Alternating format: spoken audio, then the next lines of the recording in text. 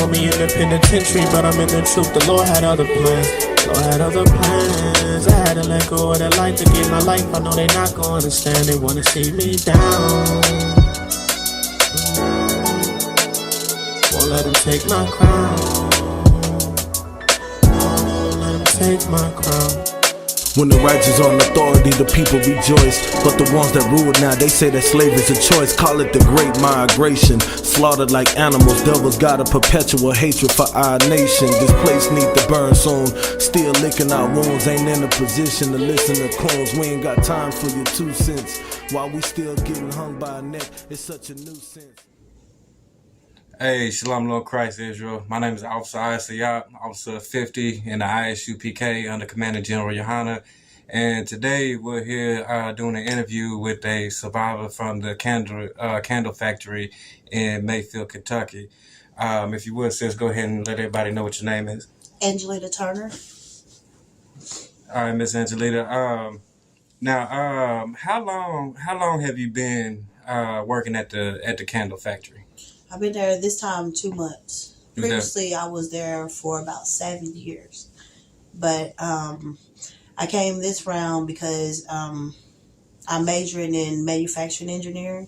Awesome. So I had to have an internship. So I went ahead and took this while I was available. Okay, that's awesome.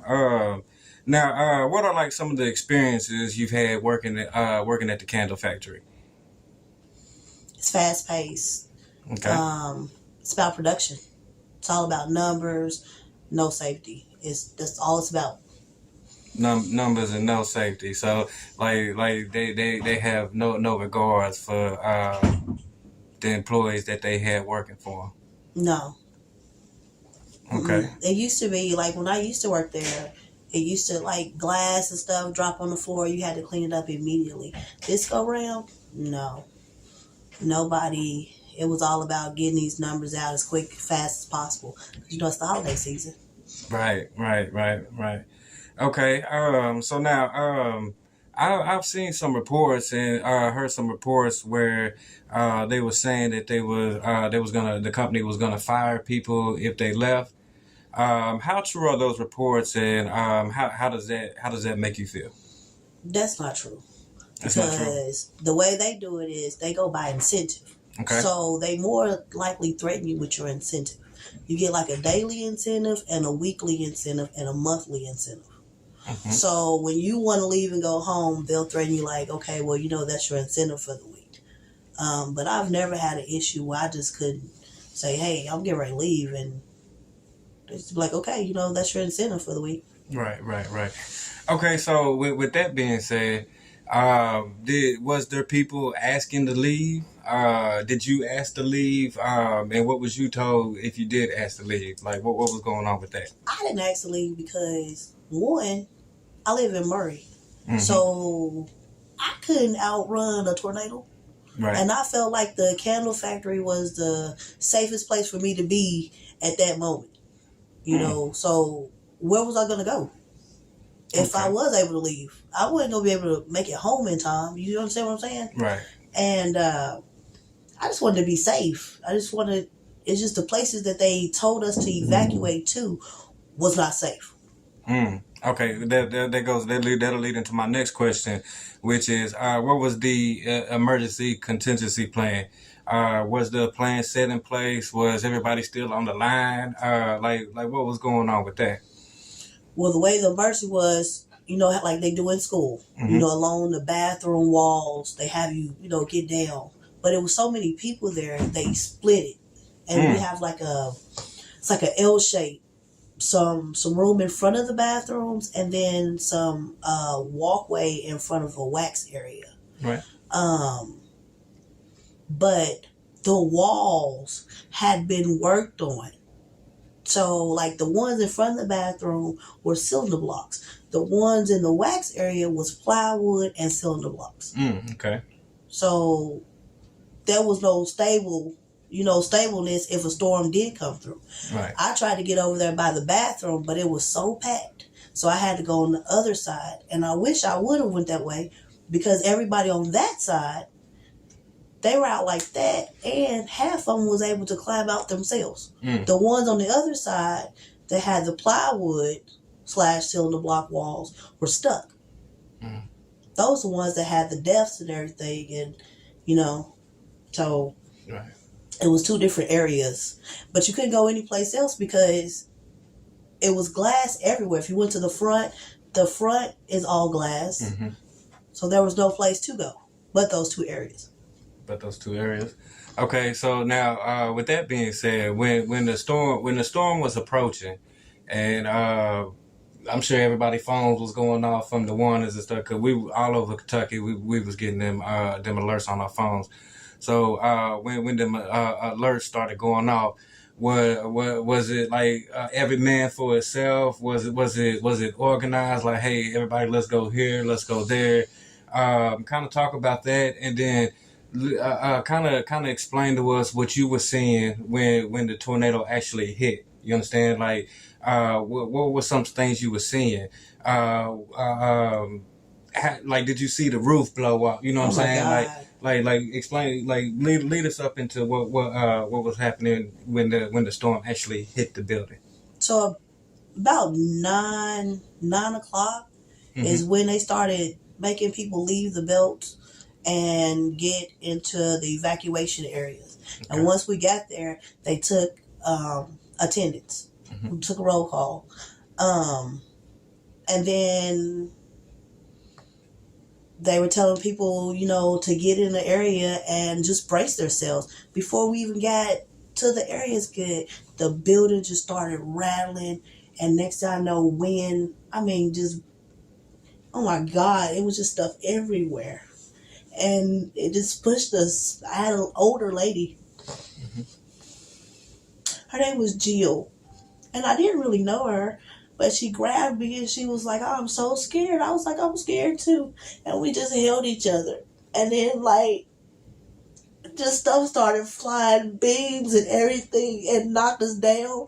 And then next I know, the wall was on top of us. And the only thing that saved me was a dolly.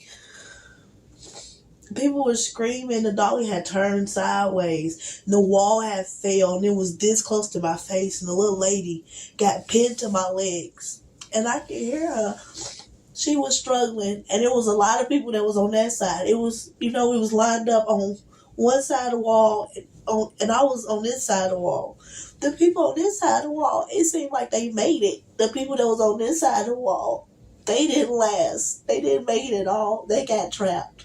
We all got trapped, but they got trapped under, their throats and stuff, their heads. The wall was just pressed. I could hear them gurgling. It was like hell. You just heard people screaming, help me, Jesus. And then I tried to call 911. It was busy. And I called my mom.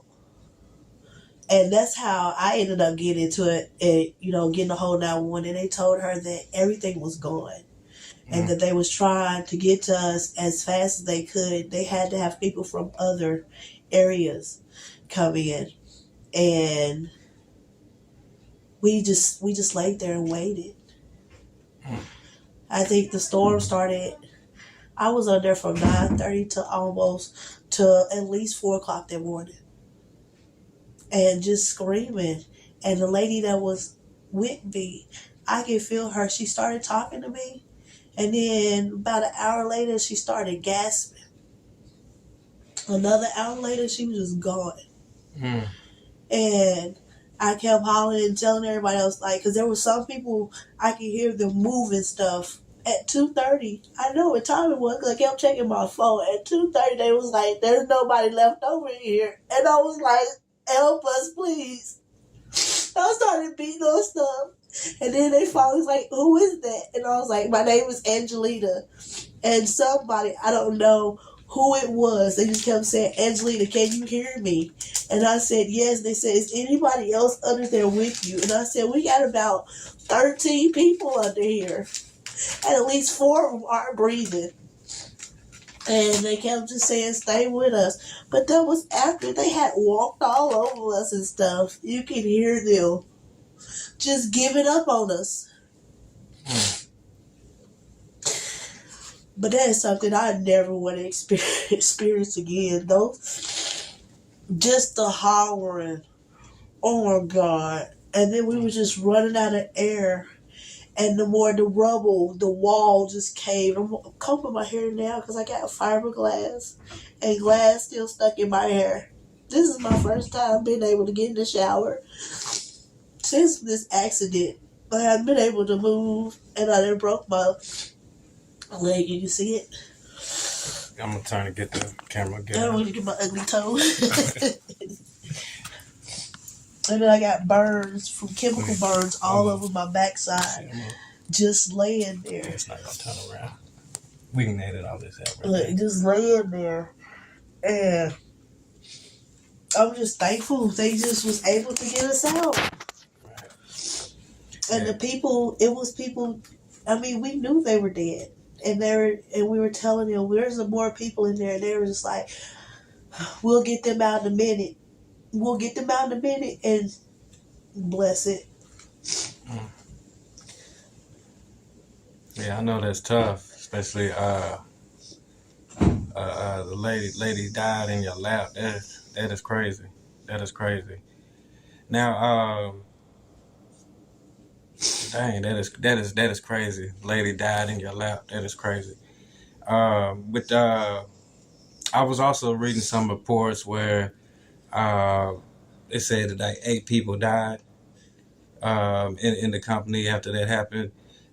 Do you know, has the company reached out to you or reached out to anybody? They have, but they, just like today, they just reached out to me and say, "Hey, you got anything?" And I'm like, "Y'all called me 2 days ago and said y'all was sending stuff, but I ain't got it yet." Right. But they keep telling me to call this 1-800 number. Call this hotline. But what am I calling the hotline for if you're not going to do anything? And then they gave us this tornado fund, which I'm thankful for everything, but that is dramatic. Right. Like, I have nightmares for the rest of my life. You know, just hearing those people. For the last week, they had to give me anxiety medicine. Just hearing the people scream over and over again. And ain't nothing you can do and being pit, and there's so much pain. The pain was unbearable. And then when the tornado came in, it was like a train. It was so loud, and I mean, it just picked us up and slammed us dead into the wall. And I thought that when they came to rescue us, I thought maybe just the walls, had collapsed. They're like, "No, the building is gone." When they got me out of there, I mean, the building is gone. I don't even know what I was under to even say, like, the building collapsed under me. It was just, and then there was cars on top of the buildings and stuff. That's crazy. And they were trying to get the jacks and just listening to the people trying to jack and then failing. Being up under there, and this is not working. Let's do something else. And then them telling you to hold on. And you're like, just hurry up. Just hurry up, please. All right. I'm sorry. No, you're all right. Go ahead. You're all right. Go ahead. Take your time. Take your time. Just let me know when you're ready. Okay. Take your time. I'm okay. Oh, you sure? Uh-huh. All right. So it's pretty much safe to say that the company chose profits over people. Yeah. This time of year, they always do. Because that's what it's about. The Christmas time, production is always up to at least Valentine's Day. And then, like, once that, they'll stockpile and then they'll slow down. And half those people that was working won't even be there. That many people don't usually work at the candle factory. Only during the holiday seasons. Right. And that's what it's about during the holidays. They're trying to get wax melts, candle sets, because that's what people like. Right.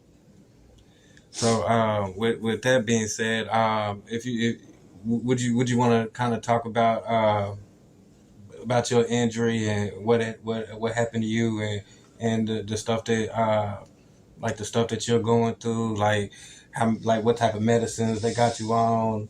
They got me on a depression medicine, anxiety, pain pills. I've got fractured ribs, 4 fractures in my back, and then a broken foot. So I was just taking it one day at a time and trying to get better. And since I'm in so much pain, I can't get out of here because my blood pressure won't go down.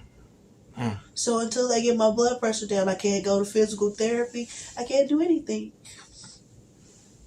Okay, so with that being said right there, how has this affected not only you personally, but also like your loved ones, your family, your daughter? Right, You know my daughter's how spending the night here in the hospital with me. Mm-hmm.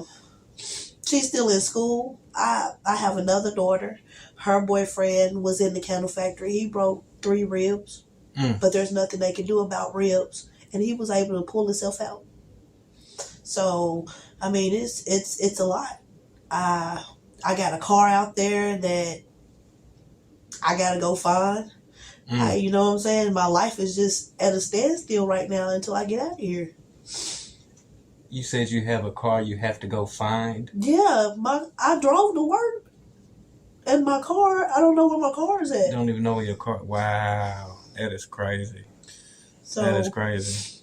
And then I canceled all my cars and stuff. You know, they said that people were stealing the cars out there. And they just got 5 people and arrested them. They were stealing the cars and rummaging through the cars. So I had to cancel all my credit cards and everything. And trying to keep my wits on what I need to do. And on top of this, taking all this pain medicine. You know what I'm saying? Right. And I figured that somebody be here to help me. You know, to at least what's going on? What do you need help with? Nobody's here to do that. Right. That's sad. That is sad. Has like anybody from like any of our people come up here trying to see how you're doing, try to bring you stuff? Yeah. You know what I'm saying? Just my community in Murray, you know, they have been here, bring me snacks and pray for me and everything and whatnot. But far as like the candle factory, no. Like they don't give a shit. Like I'm just here. You can call us if you need it, but they're not doing nothing. What am I calling you for? That's crazy. Just to talk on the phone to you? I didn't talk to people 3 times. And they ain't got over here yet. That's sad. That's sad. That's really sad. Especially they keep you there. Y'all can't leave. If you leave, we're gonna take incentives. Or if you do stay, I'll go ahead to this spot right here. And, you know, they knew that there wasn't a secure spot for everybody to go. Now, the temp agency that I work for, Hamilton Record, they have kept in contact. Anything I need, they've been out here 2 or 3 times, you know, and staying on top of it. But the actual candle factory, no. Now, is it true? I think I seen a report, or I may have heard somebody say this, that they was trying to get people to go work at another factory in Fulton. HP. They got another factory. It's called HP. And I heard that they were supposed to go Monday. And then after all this came about, they rescinded it and said that everybody can have 2 weeks off. So I believe they gave everybody 2 weeks off. So everybody that was in the building, or especially the night crew, all the night crew that was in the building, they get 2 weeks off to heal from their pain and suffering, and then they have to go right back to work. No, the night shift, we're supposed to file workers' comp and unemployment. Okay. So the first week, when they first started, they were saying that. And then after this massive lawsuit came about, then I heard that everybody, you know, do workman's comp. Right. But nothing, I haven't heard the same thing, you know, nowhere. So that's what I'm saying. When you call a 1-800 number, you're not getting the same answer to know what to do. You know what I'm saying? Right, just getting the runaround. Yeah, the runaround. That's crazy. That's crazy. Now, is there anything else that you would like to say? Anything else that you want us to know? Anything else that you think the people may need to know or hear Just let it out. The I want the to floor know is yours. where the hell was OSHA? OSHA is supposed to be in these factories, and I feel like OSHA failed. If I could, real quick, explain to the people what OSHA is for the people that don't know what OSHA is. It's an occupational safety hazard. They're supposed to come in and check the factories and make sure they're up to par. Make sure that the SOPs and everything, they're following the correct guidelines in situations like this. But I don't know when the last time OSHA been out there, because nobody wears PPEs, no kind of protective anything. You know, glass, I mean, we work with glass jars. They don't make nobody wear glasses to protect their eyes. Nothing. And I've never worked in a factory that's like that.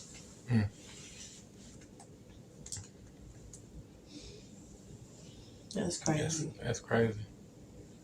Is that all you have? The floor is yours. You can say, well, it's open for you. Say anything you like. Put your let everybody know what your GoFundMe is. So if they can help out, they can send you some help. I don't remember it. My daughter did it. What's the name of it? It's all good. You can send me the link and I'll put the link out for you. My daughter did it. I don't even know about no GoFundMe. I got you. My daughter did all that. You know, I'm getting old. I'll be trying to put my age out there now. We getting old. And these kids know more about these phones. My daughter sat here and did a GoFundMe page in like 5 minutes. I didn't.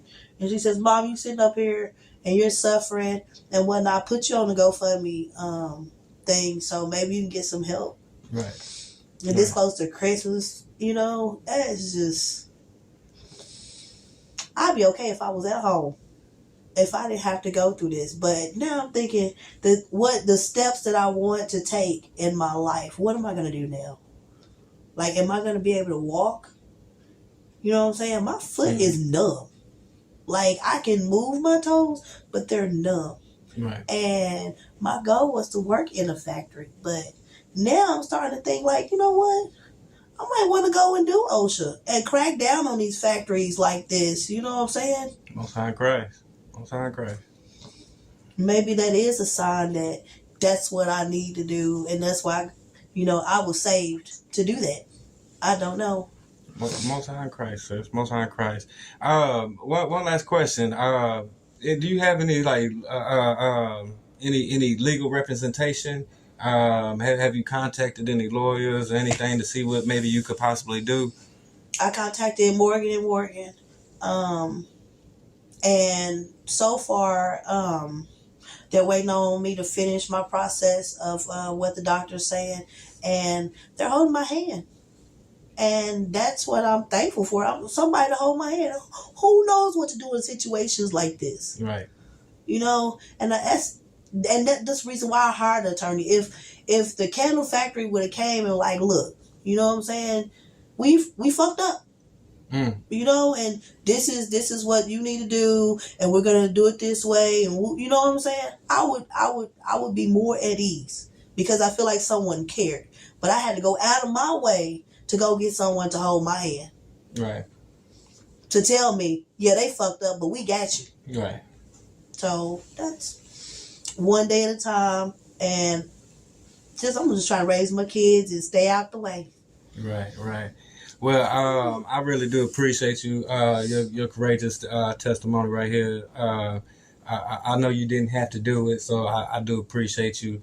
I know it brought out a lot of emotions. I apologize for that, but it just helps to get that out. Yeah. You know what I'm saying?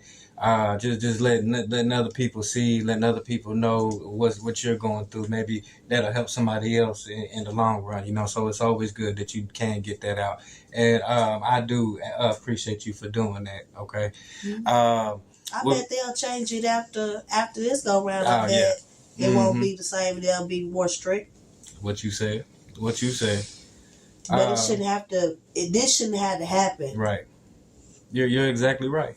This shouldn't have had to happen for a company to want to do better by the employees. At least just make sure they're safe. You know what I'm saying? Right.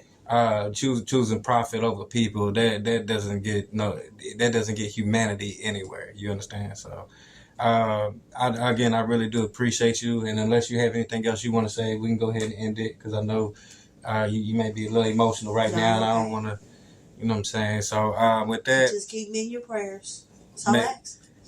Israel, let's keep Angelita in our prayers. And with that, yeah, Bashim Isha Brakadam. Shalom, Israel. I can do